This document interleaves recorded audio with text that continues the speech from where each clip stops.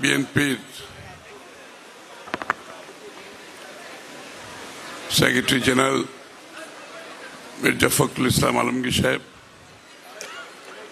উপস্থিত আছেন বাংলাদেশের সবচেয়ে জনপ্রিয় নেতা আজকে, যিনি বাংলাদেশের প্রায় সমস্ত রাজনৈতিক দলগুলোকে তার নেতৃত্বে আন্দোলন সংগ্রামের মাধ্যমে ফ্যাসিস্ট স্বৈরাচার হাসিনার পতন ঘটিয়েছেন। আগামীর বাংলাদেশের পথ প্রদর্শক আমাদের প্রিয় নেতা জনাব তারেক রহমান। উপস্থিত নেতৃবৃন্দ, সংগ্রামী ভাই বোনেরা, আসসালামু আলাইকুম। আজকের এই দিনে আমাদেরকে স্মরণ করতে হবে আরেকটি সংকটাপন্ন অবস্থায় বাংলাদেশকে যিনি রক্ষা করেছেন, মুক্ত করেছেন এবং বাংলাদেশকে স্বপ্ন দেখিয়েছেন, সেই স্বপ্ন বাস্তবায়নও করেছেন, বাংলাদেশকে গর্বিত করেছেন, বাংলাদেশের জনগণকে ঐক্যবদ্ধ করেছেন, বাংলাদেশি জাতীয়তাবাদীর পতাকার নিচে এনে। সেখান থেকে আমরা বীর দৌড় পেয়ে গিয়েছি। পরবর্তীতে স্বৈরাচার এরশাদের বিরুদ্ধে আমাদের প্রিয় নেত্রী দেশনেত্রী বেগম খালেদা জিয়ার তার আন্দোলন সংগ্রাম ত্যাগের মাধ্যমে আমরা পেয়েছি একটি গণতান্ত্রিক বাংলাদেশ। আবারও সেই গণতন্ত্র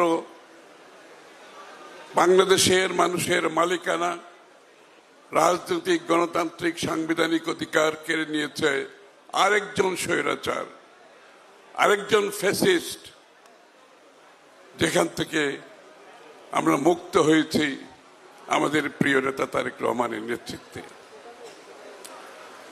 এখানে একটি কথা বলা প্রয়োজন, যেই সমস্ত নেতৃত্ব বিশ্বে সাহসের সাথে, ধৈর্যের সাথে, সংগ্রামের মাধ্যমে, মেধার মাধ্যমে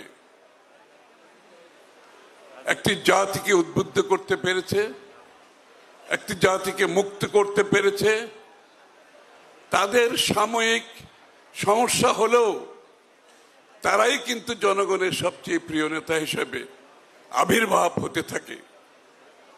আজকে বাংলাদেশে শহীদ প্রেসিডেন্ট জিয়াউর রহমান এই দেশের অবিসম্বাদিত নেতা।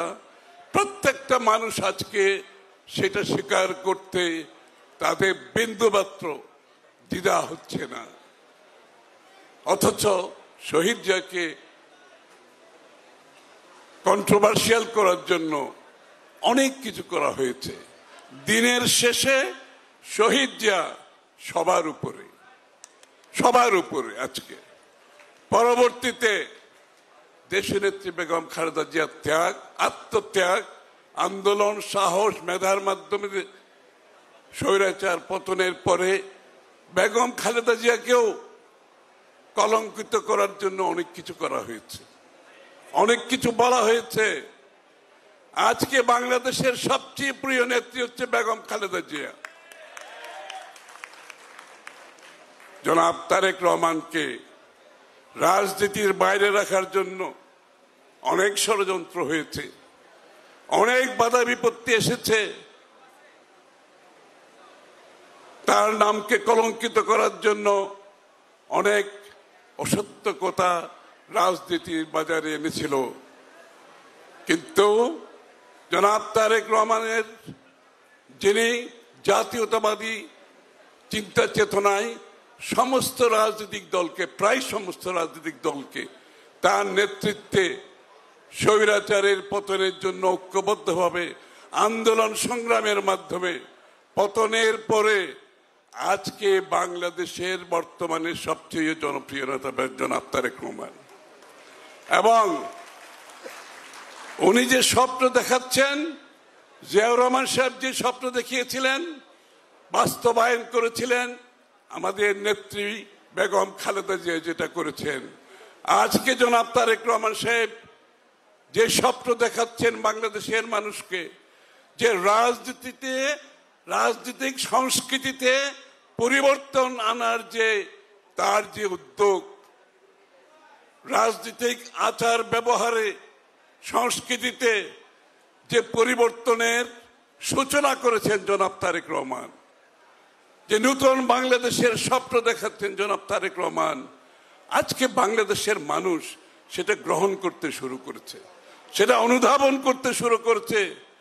এবং তার সাথে হওয়ার জন্য আমাদের সাথে হাজারো লক্ষ মানুষ আজকে যোগ দিচ্ছে, সর্বস্তরের মানুষ, শুধু মানে রাজনৈতিক ব্যক্তিত্ব নেতা কর্মী না, সমাজের সর্বস্তরের মানুষ আজকে জনাব তারেক রহমানের নেতৃত্বে আগামীর বাংলাদেশের স্বপ্ন দেখছেন। বন্ধুগণ, তাহলে আমাদের কি করতে হবে? তারেক রহমানের সেই স্বপ্ন বাস্তবায়ন করতে হলে, সেই রাজনৈতিক সংস্কৃতি পরিবর্তন করতে হলে আমাদেরকে তো একসাথে কাজ করতে হবে, তাই না?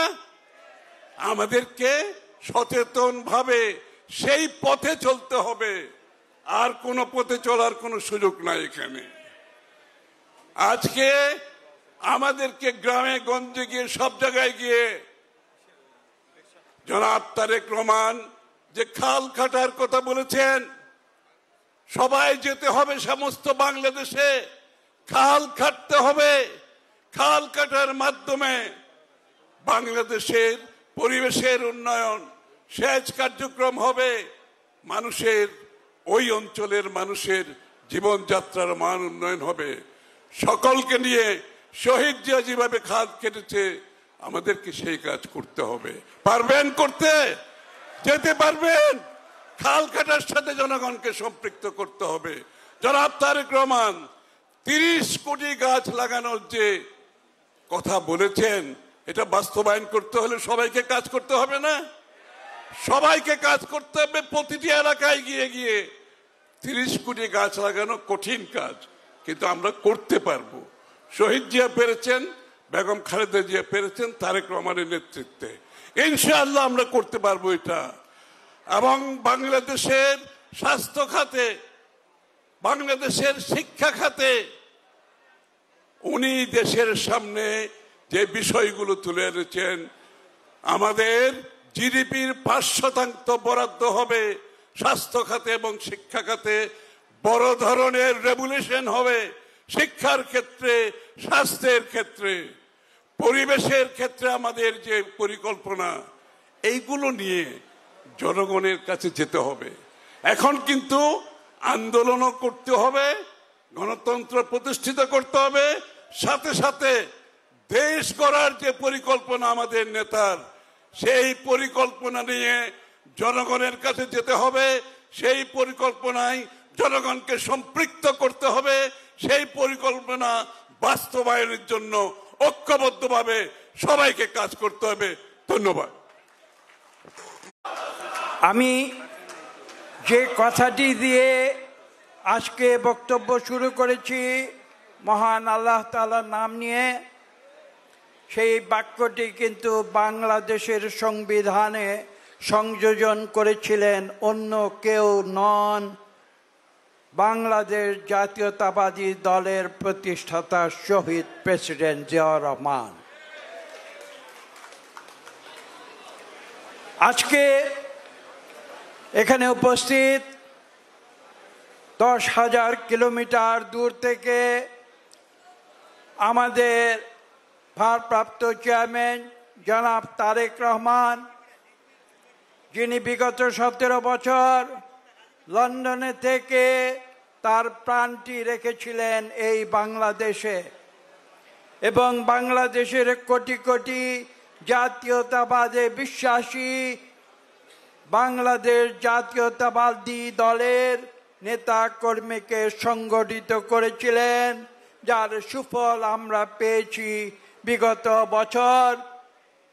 সারা বাংলাদেশের ছাত্র জনতা শ্রমিক সবাই মিলে এবং বাংলাদেশের গণতন্ত্রকামী রাজনৈতিক দলগুলোর প্রচেষ্টায় বাংলাদেশ জাতীয়তাবাদী দলের নেতৃত্বে আমাদের ভারপ্রাপ্ত চেয়ারম্যান জনাব তারেক রহমানের দিক নির্দেশনায় বাংলাদেশ স্বৈরাচার মুক্ত হয়েছে।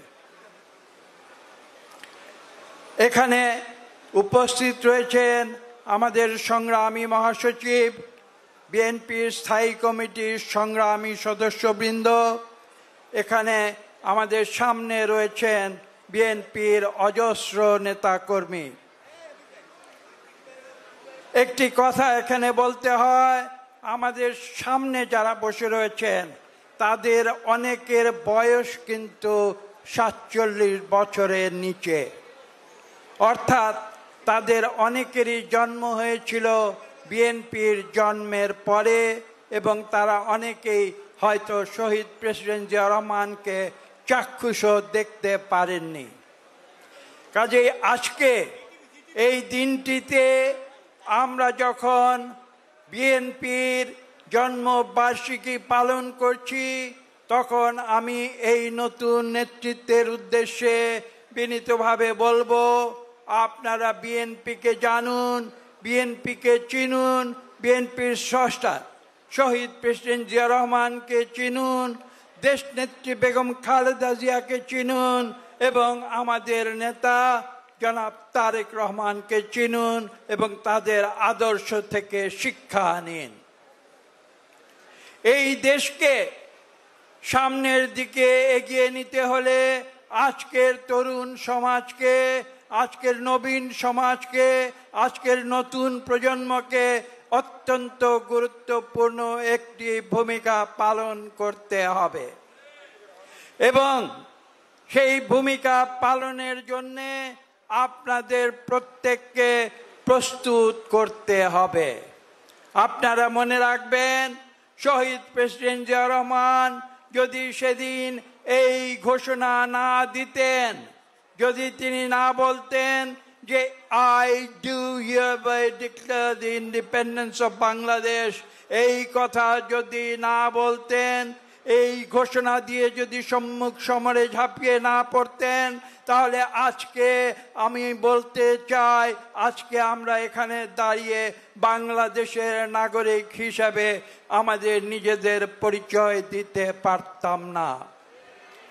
আওয়ামী লীগ যতই নিজেদের স্বাধীনতার পক্ষে শক্তি বলে দাবি করুক না কেন, এটা অত্যন্ত স্পষ্ট। সেদিন 1971-এর 26শে মার্চ সেই কালো রাতে যখন পাক হানাদার বাহিনী হায়নার মতো বাংলাদেশের মানুষের উপরে ঝাঁপিয়ে পড়েছিল, সেদিন সেই আওয়ামী লীগ কিন্তু ছিল একটি পলায়নপর শক্তি। ভুলে গেলে চলবে না, এটাই তাদের চরিত্র, যার পুনরাবৃত্তি হয়েছে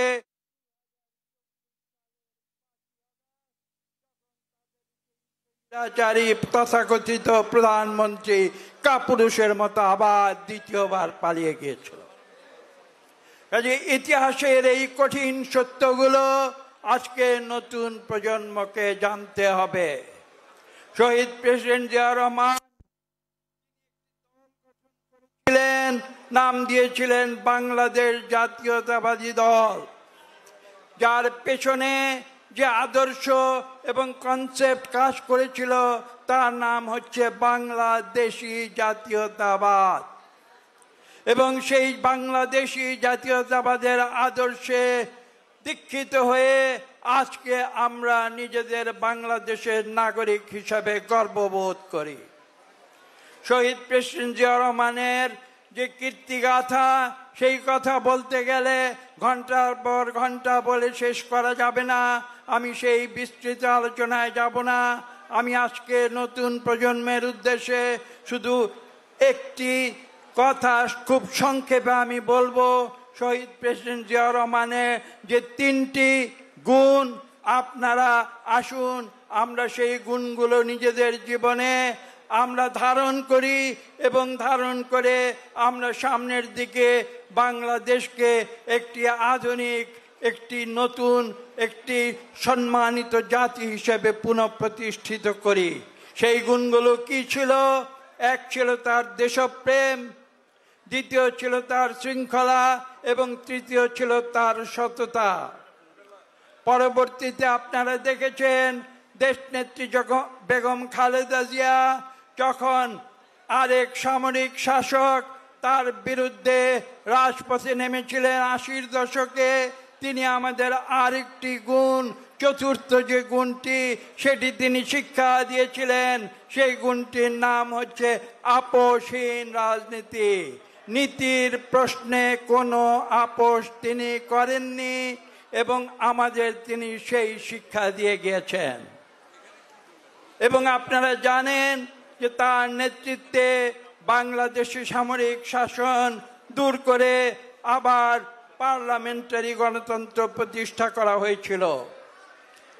যে ইতিহাস পূর্বে শহীদ প্রেসিডেন্ট জিয়াউর রহমান বাকশাল দূর করে এদেশে বহুদলীয় গণতন্ত্র কায়েম করেছিলেন, তারই ধারাবাহিকতায় দেশনেত্রী বেগম খালেদা জিয়া এই জাতির প্রতি এই অনবদ্য অবদান রেখেছিলেন।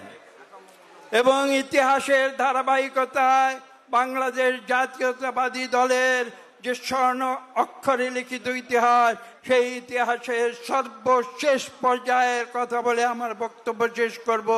যে পঞ্চম গুণটি আমরা দেখেছি, শহীদ প্রেসিডেন্ট জিয়াউর রহমান থেকে শুরু করে দেশনেত্রী বেগম খালেদা জিয়ার পথ অনুসরণ করে সর্বশেষ আমাদের চেয়ারম্যান তারেক রহমান সাহেব দীর্ঘ 17 বছরের ধৈর্য এবং তিতিক্ষা দিয়ে আমাদের পরিচালিত করেছেন একটি গণতান্ত্রিক রাষ্ট্র বাংলাদেশকে পুনরুদ্ধারের জন্য।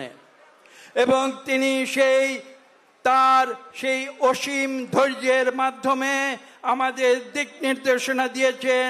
আমরা যে পথ অনুসরণ করেছি সেই পথ অনুসরণ করে সর্বশেষ আমরা বিগত 2024 সালে স্বৈরাচারী সরকারকে ছাত্র জনতার সঙ্গে ঐক্যবদ্ধ হয়ে দূরীভূত করে আমরা এদেশে গণতন্ত্র ফিরিয়ে আনার পথ উন্মুক্ত করেছি। আমি আজকে তাই আপনাদের বলবো, এই 5টি গুণ আপনারা অনুসরণ করুন। আজকে বিএনপিকে ভবিষ্যতের পথে সামনে এগিয়ে নিয়ে যেতে হলে আমি সর্বশেষ যে কথাটি বলবো, শহীদ প্রেসিডেন্ট জিয়াউর রহমানের দেশপ্রেম, শৃঙ্খলা, সততা, দেশনেত্রী বেগম খালেদা জিয়ার আপোষহীন নীতি এবং জনাব তারেক রহমানের ধৈর্য। আসুন আমরা এই পথ অনুসরণ করে বাংলাদেশ জাতীয়তাবাদী দলকে আমরা সামনের দিকে এগিয়ে নিয়ে যাই। আলহামদুলিল্লাহ।